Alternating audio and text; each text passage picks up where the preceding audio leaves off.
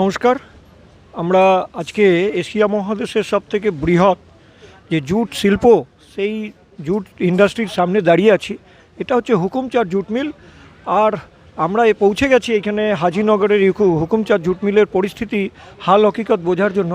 আপনারা দেখতেই পাচ্ছেন যে এত বড় একটা জুট মিল আর তার পারিপার্শ্বিক পরিবেশ, এত অস্বচ্ছতা।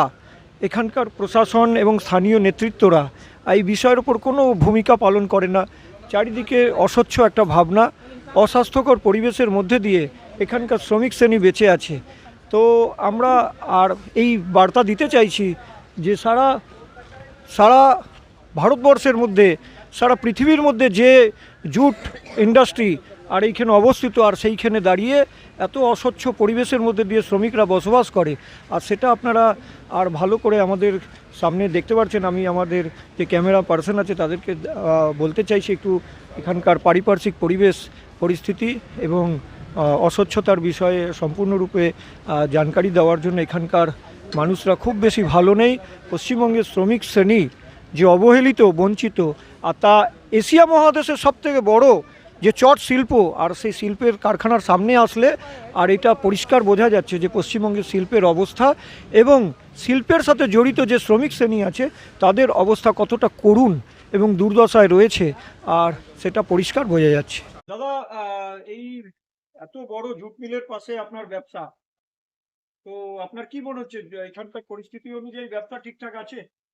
আগে থেকে অনেক সমস্যা বেড়ে গেছে। এখন আমরা যা ভাবতাম কি এই একটা দোকান থেকে আমরা ১২ জন খুব ভালোভাবে পরিবার চলে যেত, ১২ জন খুব ভালোভাবে খেতাম।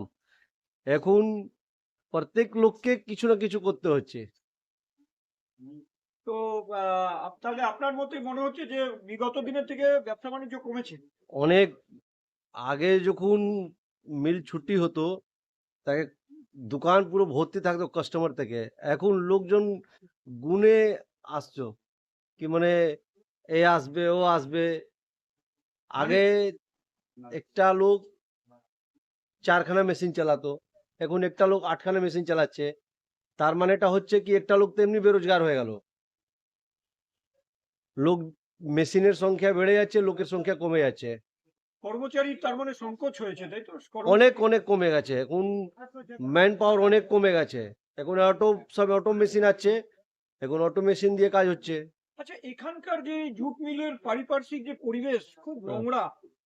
হুম। তো এখানকার জন্য জুট মিল কর্তৃপক্ষ বা রাজ্য সরকার থেকে আপনাদের কোনো রকম স্বচ্ছতার বিষয়ে কিছু এটা নিয়ে অনেকবার আওয়াজ উঠানো হয়েছে, অনেকবার আলোচনাও হয়েছে।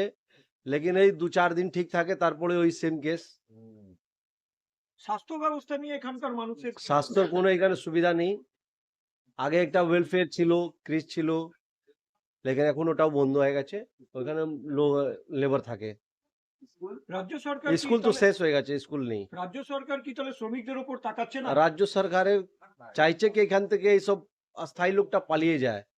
রোহিঙ্গাদেরকে বাঁচানোর জন্য উনি চাইছেন কি এখানকার লোক চলে যাক, কি আমি রোহিঙ্গাকে এখানে নিয়ে এসে এটা পশ্চিম বাংলাকে বাংলাদেশের মধ্যে কনভার্ট করার জন্য উনার চেষ্টা হচ্ছে। আপনারা কি তাহলে সংশয় প্রকাশ করছেন যে এখানের অবস্থা খারাপ আছে? নিশ্চয়ই, নিশ্চয়ই সংশয় আছে। একদম কন্ডিশন ডে বাই ডে খারাপ হয়ে যাচ্ছে। কানুন বলে কিছু নেই। আপনারা কি চাইছেন স্থানীয় হিসেবে? আমরা চাইছি কি একবার পরিবর্তন হোক। পরিবর্তন। নতুন সরকারের থেকে কি আশা করছেন? আশা করি রোজগার বাড়বে, লোক সুরক্ষিত থাকবে। এখন সুরক্ষা বলে কিছু নেই। দিন দহাড়ে মার্ডার, অপহরণ, চুরি, এ তো কট মানি। একটা নতুন ঘর করতে গেলে আপনার কাছে ১০-২০ হাজার টাকা না থাকলে আপনার ঘরই পাস হবে না।